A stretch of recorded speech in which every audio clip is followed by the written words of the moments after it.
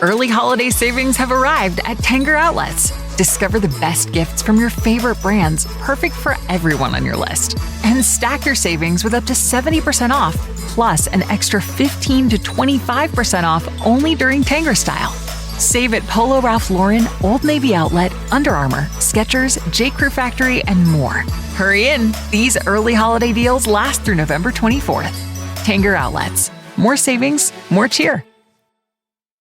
Hello, everybody, and welcome to this episode of Real Life, Real Crime Daily for Monday, May the 20th, 2024. And as always, I'm your host, Woody Overton. And y'all, we almost have everything worked out on the, whatever you want to call it, legal side of the Daily Show. So look forward probably by Friday at the latest, the week after, I'll update you on everything. We'll tell you exactly what's coming for Real Life, Real Crime Daily and other Real Life, Real Crime stuff. So it's Monday, and I hope everybody had a good time at O'Hara's Irish Pub, 136 3rd Street, downtown Baton Rouge with me on Saturday night, and you got to see the live. And you know, their tagline is welcome home. 35 different beer taps throughout the establishment, y'all. Any kind of beer, ice cold beer you can imagine, plus some largest selections of whiskeys and all that good shit in Baton Rouge. Great place. Welcome home. Y'all go check them out. Open every day except for Monday from, I think, 2 p.m. or 3 p.m. until. Let's get down to some true crime time for Monday. All right, let's go back to August of 2005. Now, this is something I generally don't talk about because I have PTSD about two things. And if you could believe that, all the shit I've seen, all the shit I've done, dead babies to dead old people to serial killers to whatever. The only two things I really have PTSD about are 9/11 and Hurricane Katrina. I don't know why. I can't explain it, but it is what it is. And Katrina, geez Louise, it was, I remember it's coming in as a Cat 5. And I had a fishing camp down south in Chauvin, Louisiana, and me and my buddy drove down the less than 36 hours before we're supposed to hit, and we boarded up my camp, and I had this old ice box. I'm talking about like a 1950s that I had out on the deck on the porch. And the only reason I had it was to keep beer in it, right? And it made your beer where it had ice in it. And we took those big yellow toe straps, for lack of a better word, this big heavy nylon straps, and 3 of them, screwed it into the wall of the camp and everything, to try to save that. And naturally we boarded up everything and the doors and the windows. I mean, you couldn't, it was like fucking Fort Knox, right? Couldn't get in it. Then we drove back. I could tell you that we used unmarked vehicles, so we use our lights and stuff to get through the traffic and all that. And this is all right before the storm hit the following morning. And then I didn't get back down there because all the shit show that it was. Katrina came, and I guess I'll tell stories about that one day, but it was a total shit show. And then, you know what happened in New Orleans? We were the first SRT team to have boots on the ground in the city of New Orleans, even for the state police. But we got called back because of all the rumors that were running rampant about the evacuees. Like they were supposed to be raping and pillaging and all this shit in Livingston Parish. Yeah, but they weren't. But anyway, we worked 30-something days straight. I can remember getting a 5-minute nap on my desk, and I'm just being so tired. And we had the evacuee centers set up, and it was just, crime didn't stop, and everything was just all fucked up. But that wasn't the end of it. And at the end of that 30 days, Hurricane Rita hit Lake Charles. And once again, Willie Graves, being the sheriff that he was, he sent our SRT team over there first to help them with everything, law and order and cutting trees, and we spent however much time there, and crime didn't stop, right, in Livingston Parish. So it was like 60 days before I got to get back to my camp, and it was still flooded down there. But we were able to get in and get to the camp, and the first thing I noticed was my old icebox was gone. Totally ripped from the building, okay? Now, you got to remember, Katrina went to the east of this location. Plywood doors screwed in over the camp, and all the doors, all the windows screwed in. I'm thinking, we're going to be good. We're going to be good. Basically, the camp was still standing. And opened those fuckers and had to force the door open after taking the plywood off. And that son of a bitch, it looked like the marsh. There was like 2 feet of mud, and there was marsh grass, and there were dead nutria rats, and all the shit. This building was sealed up tighter than Dick's hat band. And anyway, I had a boat shed, which was locked and secured, opened it up, and my boat looked like a duck blind. It was full of marsh grass. I mean, you couldn't even tell it was a boat, and we had to dig it out. Just horrible, horrible time to be a cop. There's so many stories that went on during Katrina and everything else, and Rita, but I'm going to take you to New Orleans now and tell you some updates on what's going on there from Katrina. And now my buddy Matt Potan I think it's a captain or a major or something down there now. He was one of the only cops who actually stayed down there after the levees broke and all that, when they were shooting at the cops. And he said they were on the roof of the police precinct at night. There was no power. And people were shooting at them. It was like, I don't know, Fort Apache, some shit like that. But let's go to Katrina, okay? So in August of, this is out of Fox 8 out of New Orleans, based the majority of it, and I'll just tell you my spin. But it says in August of 2005, Hurricane Katrina forever changed the lives of those living on the Gulf Coast. And for this one family, their lives were changed drastically. In Pascagoula, Mississippi, y'all, Pascagoula is to the east of New Orleans. Now, I don't know what kind of voodoo luck New Orleans has, because all these big storms you see over the years, you think New Orleans got hit. It never got hit. And the New Orleans sits on Lake Pontchartrain, which is only 18 feet deep at its deepest. And they show if New Orleans ever took a direct hit, once it crossed over New Orleans, that counter spin on the water would shove that 18 feet of water back into the city. Well, even on Katrina, Katrina didn't fuck New Orleans. I mean, it messed it up, but it didn't flood it. It's when the levees broke that flooded it, right? And there's nothing more powerful than moving water. But Pascagoula, Mississippi, and Bay St. Louis and all that shit, they got fucked because at the last second, Katrina turned, and there was nothing left standing. I went down there. It looked like, and they're still recovering to this day, 20 years later, 19 years later, it looked like a nuclear bomb had gone off.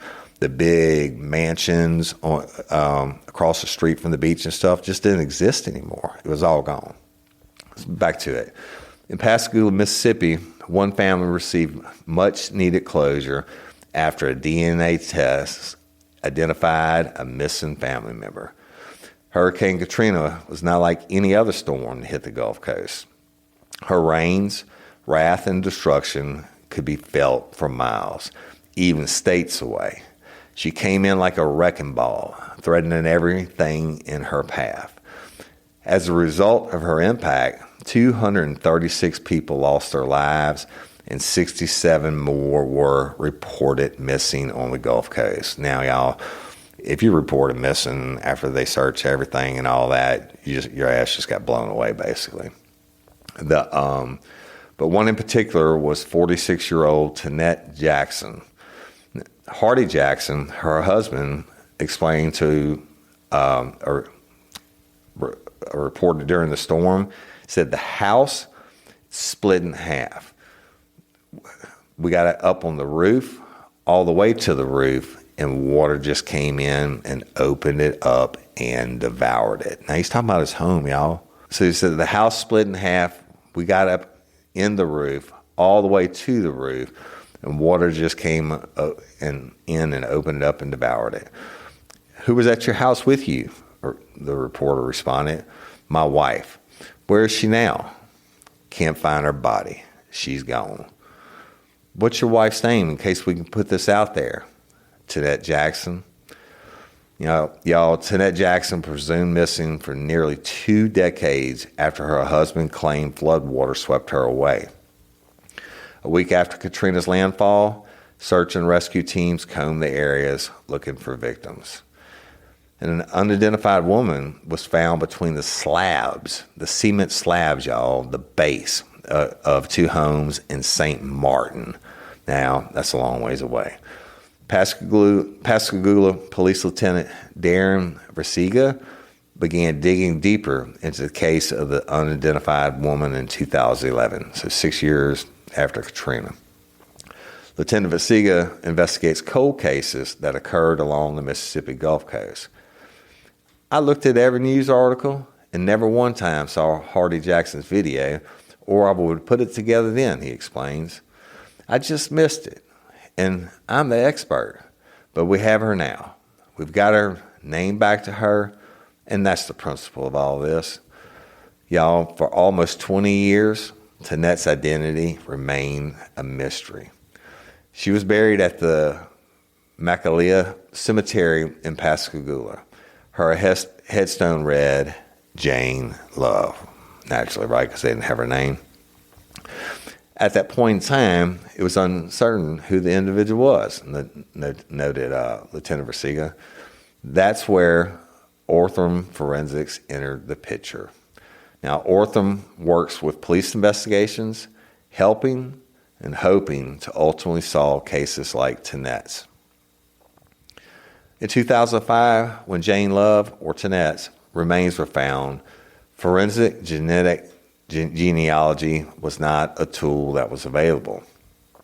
Just a few months ago, the remains were exhumed and genetic genealogy research became the last piece of the puzzle to solve the case of Tanette's identity. Her name joined those of 169 other dead and missing victims at Biloxi's Hurricane Katrina Memorial in 2013. It's somewhat closure for me. It doesn't complete it because I haven't found her, but it helps a little bit, Tanette's sister told WLOX when her name was first etched into the memorial. Hardy said, I held her hand as tight as I could, and she told me, you can't hold me. She said, you have to take care of the kids and the grandkids. Y'all, can you imagine that? You're trying to hold on to your family. The winds are blowing, almost 200 miles an hour, and you know you're going to die. Hardy held on to those moments until he passed in 2013. As for Tanette's remaining family, they know where she is and that she is at peace. She's found, not missing. Wow, it's crazy, crazy story. So many. I mean, I could do a damn episode just on Katrina. It was just a total shit show. I don't know. So, well, let me take you to another story. And this is back to my second favorite state, which is Wisconsin. And I think I reported on this, or maybe that was when the audio was shitty and I couldn't do it when I was up there. But, you send your kids to school and you think they're going to be okay. And, my wife, Cindy, was a fifth grade teacher until I got to retire her, and she works for Real Life for Crime, right? This is just fucking sick. But in Wisconsin, Madison Bergman, now this is the teacher, y'all, and she was engaged. She's accused of making out with a fifth grade student. Can you believe that? Now, that's the same grade Cindy taught. She's accused of making out with a fifth grade student, but guess what?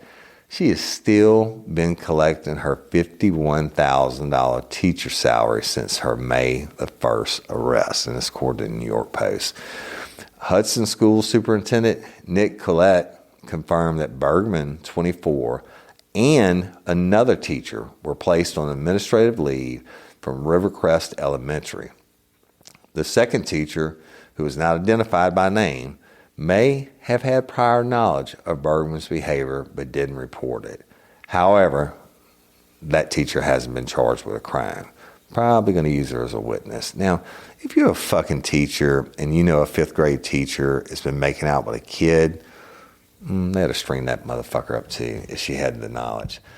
But both Bergman and the anonymous teacher offered their resignation, which launched the debate on whether the district should accept them or fire Bergman outright, with the Hudson School District Human Resources Director Andrea Volker arguing that it would be an easier process to accept the resignations than firing, as termination would result in both teachers continuing to be on the payroll for several more months. Fuck that. Fire them. What if they gone in and shot up the school? You still going to, you know what? If we terminate them, they're still going to get a paycheck for a couple months. Fucking good riddance. Give them a check. Who gives a fuck? But last week, another student's mother claimed that Bergman moved the victim's desk next to hers so she could touch him during class without other students noticing. This bitch is fucking off her rocker. My daughter thought he was a problem kid, another student's mother told the New York Post. She said that his desk got moved next to Bergman's a couple of months ago, and she just assumed that he was in trouble. When it was time for lunch, she'd ask him to stay after class. So that just fed into the idea that he was constantly getting into trouble, the mom added. Now look, I used to get in trouble in the fifth grade. The difference was I had a paddle with my name on it, and I got my ass beat in front of the whole class, right? My dad gave him the paddle to beat me. Hey, ladies, are you feeling overwhelmed by hormonal changes? Well, you're definitely not alone. There are more than 1,000 hormone disruptors living in our environment right now. It's in your food, your water, the air you breathe, the clothes you wear, your skincare products. They all mess with your hormones. Then there's the natural hormone changes your body goes through, premenopause, menopause. And while it's a natural process, it doesn't mean you have to suffer through it. The good news is you don't have to suffer through it anymore, because now you have Hormone Harmony, a formula made only with herbal ingredients that are shown to reduce hormonal symptoms in women of all ages. Hormone Harmony is not just a hormone supporting supplement, it's become a phenomenon. Women can't stop talking about it on social media. A bottle of Hormone Harmony is sold every 24 seconds. And the biggest benefit? Well, my wife says it makes her feel like her own self again. And that's what women mention over and over in the reviews. And there are over 30,000 reviews for Hormone Harmony. And for a limited time, you can get 15% off your entire first order at happymammoth.com. Just use code RLRC at checkout.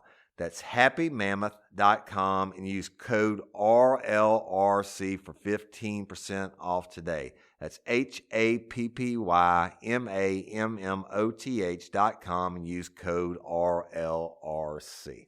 Hey, y'all. Changing my wardrobe from summer to fall, it's never easy. Luckily, Quince offers timeless and high-quality items I adore, ensure my wardrobe stays fresh and I don't blow my budget. And there's nothing easier than going to Quince and choosing these high-quality items, like cashmere sweaters from $50, pants for every occasion, washable silk tops, and so much more. The best part? All Quince items are priced 50 to 80% less than similar brands. By partnering directly with top factories, Quince cuts out the cost of the middleman and passes the savings on to us. And Quince only works with factories that use safe, ethical, and responsible manufacturing practices and premium fabrics and finishes, and I love that. I got the stainless steel Link Apple Watch band for $59.90. It's heavy duty, it's awesome, and it's like $100 less than I could find anywhere else. And I also got a 100% organic cotton fisherman quarter zip up sweater. The color is alabaster. Man, I can't wait to wear that this fall. And Cindy got the Mongolian cashmere boat neck sweater in heather gray. And I'm telling you, these are classic pieces at a fraction of the price. Make switching seasons a breeze with Quince's high-quality closet essentials. Go to quince.com/RLRC for free shipping on your order and 365-day returns. That's QUINCE.com/RLRC to get free shipping and 365-day returns. Quince.com/RLRC. You'll thank me later. Anyway, the mother's accusations echo the fifth grader's claim that Bergman, who was charged with first-degree child sexual assault of a child under age 13, would rub his thigh and calves during independent reading time in the Rivercrest Elementary School class, and according to a criminal complaint filed in the St. Croix District Court last Thursday. The complaint states that the child did not believe any of the other kids would see it happening due to the placement of his desk. The boy also told police that Bergman would have him stay after class and that she kissed him several times in her classroom, after school, or while other students were at lunch. That is a sick bitch. Bergman was released on a $25,000 signature bond. I think it should have been much higher. The parents of the 11-year-old boy overheard the child having a phone conversation with Bergman earlier in the week of her arrest, at which point they found texts between the two in which she allegedly discussed multiple encounters inside the classroom during lunch or after school, as well as how much she enjoyed him touching her and making out. This is according to the documents, y'all, the court documents. The child told investigators that he communicated with Bergman almost daily and got her phone number when they went skiing with his mother at Afton Alps during winter break, which Bergman also confirmed, though claiming it was in case they got separated at the park. What else is she going to say, I guess? An officer reportedly found a folder with the child's name on it containing handwritten notes inside Bergman's backpack. I guess that's a little old school, right? Check yes or no. But the teacher and the child were reported to have shared the notes throughout the day, which included letters detailing incidents in which they kissed each other, according to the court documents. One of my cousins is in the 5th grade, and I can't imagine a man talking to her how we talk, Bergman wrote in a note shared to the child. I know we have a special relationship, and I do love you more than anyone in the world, but I have to be the adult here and stop. Oh, you going to be the adult after you made out with the dude? Fucker. Bergman became engaged to her longtime boyfriend in December, the same month that she and the boy claimed to have exchanged phone numbers, and she scheduled her wedding for July. And this came from the New York Post, and they were citing her social media accounts. Now, the Rivercrest school principal issued a statement saying the school community was shocked and disturbed by the news. And this is in response to the allegations against Bergman. Now, what the fuck? That should be a what the fuck series. And you know what? I have the picture, and she's a young lady, and something's wrong. Something is wrong. Something is not firing there. I don't get it. I don't get it. I'll never understand it. It goes back to Dennis and Cynthia Perkins, and she was a 5th grade teacher, has my wife's name, taught the class. Shit, all my kids are past that age now, and I would absolutely fucking murder someone. Even though all the cases I worked, it was better to put them in prison. She's going to have a hard time when she goes to prison anyway, but it's just no excuse, bro. No excuse. And what about her fiance, bro? What do you think that dude feels? But hey, they're still getting paid? Well, fuck, that's paid vacation. Anyway, sorry about that noise, y'all. All right, well, let's get off of that. When the other 2 hosts were on Real Life Real Crime Daily, I had started kind of a series. I don't have a name for it yet, and if y'all can come up with a name for it, send it to me, because I'm going to make this a part going forward. But I just want to give y'all some tips, and these are from some other sources, but I'll add my own tips in as we go. All right. Now, this is called 5 Ways to Develop Situational Awareness. Now, I've always said it, y'all.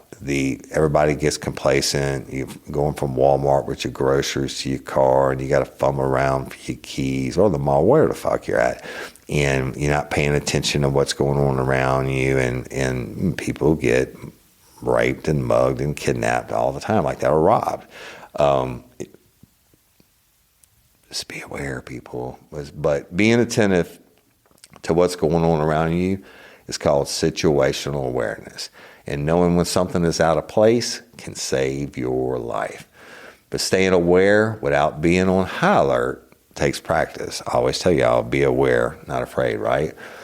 You can train yourself by starting to watch for certain things until you do it automatically. That would be muscle memory. If you do it every single time, you get used to doing it. It's just like putting on your blinker in the car before you make a turn. So position yourself for observation. When you're out in public, always find a position that gives you the best observational advantage. Okay, so here's something about Woody Overton.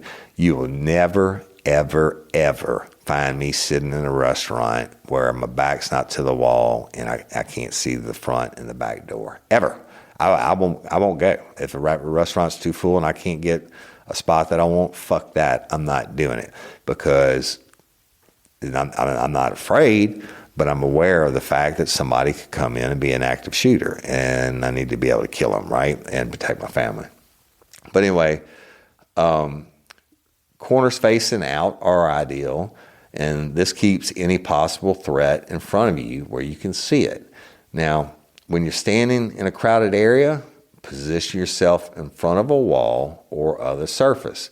This will help protect you by keeping people out of your blind spot. All right.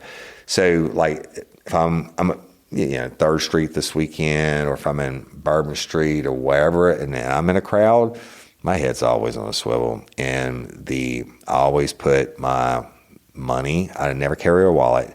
I always put my money in my keys or whatever. I have my ID in my front right pocket, because those kind of crowds, you get pickpockets and they'll bump into you. One person will bump you, the other one will hit you, and you'll never know it. You'll never feel it. But they go for back pockets, right? They can't get in your front pocket like that, not without you noticing. So the people out of your blind spot, I'm always walking, looking over my shoulder just to see who's around, and because if somebody's going to come up from behind you and get you, they got to have to run up on you, right, or walk up fast and get you, whether they pull a gun on you or not. So continuing, make it a game. Turning situational awareness into a game can help motivate you to stay consistent. Have whoever's with you join in. Ask questions like these and see who can come up with the quickest answer. How many men and women are in the room? How many men have facial hair? How many children are there? How many people are wearing jackets? What color are most people wearing? All right, y'all.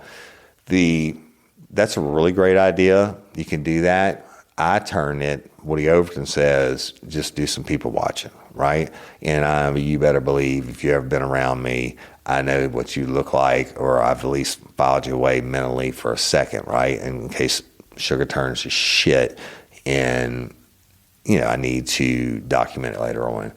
It's a pretty good idea. I like that. Make it a game until it becomes normal. And then you're being aware but not afraid. All right, so know what's normal. Pay attention to what's going around you at places you go often. Are there usually a lot of people around? If so, what ages and gender? What's the noise level typically like? Marking what's normal will help alert you when something is out of the ordinary. My take on that, I got several places like O'Hara's Pub. It's not really a normal, but there's a rhythm to places that you go, whether it's a restaurant or a bar or a park or whatever, and you can do your scanning and see what's there, put yourself in a good position of observation, know where your exits are at mainly, and I don't know that you can ever find the normal, but you can find the vibe of that place, right? And then if something starts to get loud or you notice something that just stands out, well, then you watch that person, And now you got to kind of watch that too, because if I'm going to go in and rob a restaurant or something, especially if I'm like grab the cash from the cash register or whatever, then I will be working in cahoots with somebody else, and I'll have them actually go in and cause a disturbance to get everybody to look at them, and then I'm going to do my robbery, right? So that's still a pretty good idea there. All right, next one. Notice the odd person out. Now, if something seems off to you about somebody, pay attention. Intuition is a powerful thing. If you see someone who looks like they're trying not to be noticed, stay aware of that as well. These aren't sure signs of danger, but they can be. Okay, people, I said this, I've trained people all over the United States of America. I used to have the contract to go in and train these very, very high-end jewelry stores in 5 different states, and most of them were the only ones in the state that were authorized Rolex dealers.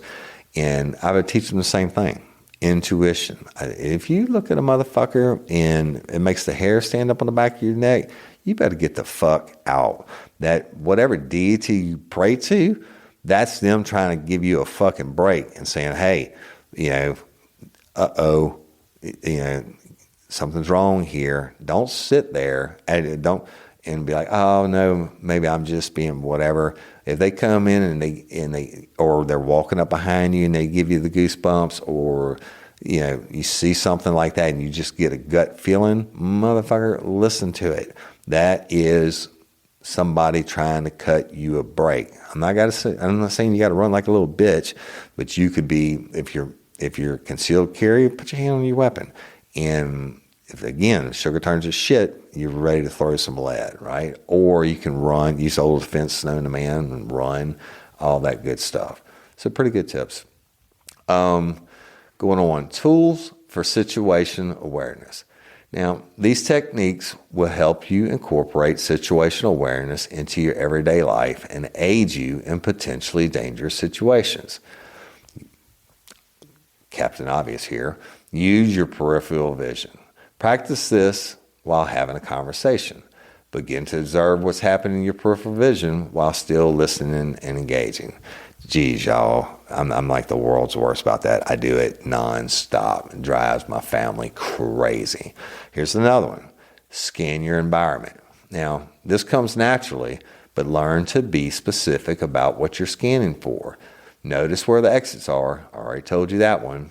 Barriers to avoid are used to your advantage, and you better believe that gunfire breaks out, I already know where my exits are, and I know what tables I can flip over, what I can get behind. And look, I'm not fucking paranoid. I'm just realistic. This shit happens every single day, right? Notice suspicious objects or suspicious people, and immediately notify someone if anything looks suspicious. And then you know what? If you don't have a pistol, do that. Okay. Use reflective surfaces. Make a habit of using reflective surfaces to see behind you or outside your peripheral vision. All right, I do this everywhere, a lot of places like restaurants and shit. When I'm getting the back booth in the corner, it's either going to be by the bathroom or it's going to be by the kitchen. And a lot of them have a mirror in the corner where even the people that are coming out of the kitchen, they use it so when they hit the swinging door, they can see who's making a right or a left into that hallway. Fuck that, I use it. I mean, I know if the waiter's coming out or someone's coming out of the restroom, I fucking know it. Hey, y'all, let me tell you about Gobble. All Gobble meal kits are pre-prepped. That means less work for you and less waste in your kitchen. Their meal kits include everything you need so you can save time at the store or just skip that trip entirely. I got the box in and I had 3 different meals. I had a Kung Pao chicken, crispy fish tacos, and a beef bourguignon, however you say it. But let me tell you about the classic beef bourguignon. Look, it came with beef pot roast and a beef broth concentrate, red wine demi-glace, cremini mushrooms, cipollone onions, mashed potatoes, baby carrots, and rosemary thyme butter. It was so easy to make. Literally like 15 minutes it took Cindy. And let me tell you something, all the dishes were fire, but this thing was like a taste explosion in my mouth. It's just unreal. We've got to spend more time together and more time doing the things we love because everything came in this one single box right to my door. So see what a difference Gobble will make for your household. Right now, they're offering my listeners a fantastic limited time deal. You get $120 off across 4 boxes plus free shipping and free cookies. And let me tell you, those cookies, I ate one that was sin-baked and it was delicious. Go to gobble.com/reallife. That's GOBBLE.com/real-life for $120 off your first 4 boxes. This offer is not available on the home site, so don't miss out. This is genius. It's taste explosions in your mouth like you never had. Spark something uncommon this holiday with just the right gift from Uncommon Goods. The busy holiday season is here, and Uncommon Goods makes it less stressful with incredible hand-picked gifts for everyone on your list, all in one spot. Gifts to spark joy, wonder, delight, and that's exactly what I wanted feeling. Hey, y'all, I ordered a super cool piece. It's a candle with a sculpture of LSU's Tiger Stadium on top of it. And each officially licensed laser cut wooden replica features up to 4 layers of detail, creating a bird's eye view of a specific football field, seating section, and more. And every label includes your stadium's name, the team's logo, and school location. And it has a coconut, soy, vegan wax infused with sandalwood smell that creates tailgates and touchdown scent profile, reminiscent of game day. It's invigorating like fresh cut grass and nostalgic like smoke from a pre-game grill, and calming like the crisp autumn air of a new semester on campus. Y'all, I love it. I have it at the base of my TV, and I'm ready to watch the Tigers play on Saturday night, right?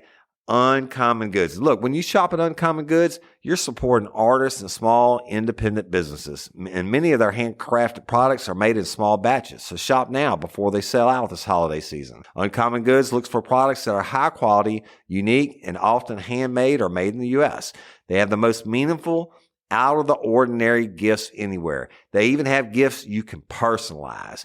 From holiday host and hostess gift to the coolest finds for kids, to hits for everyone from the book lovers to diehard sports fans. Uncommon Goods has something for everyone, not the same old selections you can just find anywhere. And with every purchase you make at Uncommon Goods, they give $1 to a nonprofit partner of your choice. They've donated more than $3 million to date. So to get 15% off your next gift, go to uncommongoods.com/RLRC. That's uncommongoods.com/RLRC for 15% off. Don't miss out on this limited time offer. Uncommon Goods, we're all out of the ordinary. So that's a good tip though. Look confident and aware. Projecting confidence will make you appear less vulnerable to potential attackers. Now let's talk about this. This is so true. It goes back and ties into everything I've told you already. If you are walking out of the mall and you already have your car keys in your hand, you don't have to stop and fumble in your purse. If you're walking towards your car and you just scan the parking lot, looking left to right, not your just peripheral vision, take a second and scan the fucking parking lot. Also, look in the back seat of your car before you enter your car. If you do this, you will stop 99.9% of the attackers. You know why? Because they want an easy mark. They want an easy victim. And they're sitting out there and they're watching, and they know who's paying attention and they know who's not paying attention. Okay? And they are not going to fuck with you if you have an air of confidence like, my shit's all prepared and I'm looking around, checking things out. Nobody does that. I want you to go sit in a Walmart parking lot or your grocery store parking lot. I want you to go sit 5 minutes before you get out of your car next time and watch how much idiots people are when it comes to their own safety. You'll have people walk right beside you and never even notice you're in the car. When I used to do PI work or undercover surveillance work, people didn't know. They don't pay attention. Being on your cell phone and all that shit, fuck that. Pay attention, act confident, look around, be confident, look around, and look, if they're going to bum rush you wherever you're at, they got to close the distance between you and them. And if somebody's already coming up on you and you got the goosebumps, then you turn around and stare at that motherfucker, and they're going to leave you alone. Okay? Very, very good tips, y'all. Use visualization, however you say it, to practice. So when you're in a safe space, practice visualizing yourself in dangerous situations and figure out how you would respond. That might be a little overkill, y'all. If you just do the rest of it, you'll be good. But if you need to practice, you want to practice it, okay? Listen to your intuition. Your body picks up on a lot of information. So listen to the signals it's giving you. It's designed to protect you. It's been there since the fucking caveman days. We've already talked about this.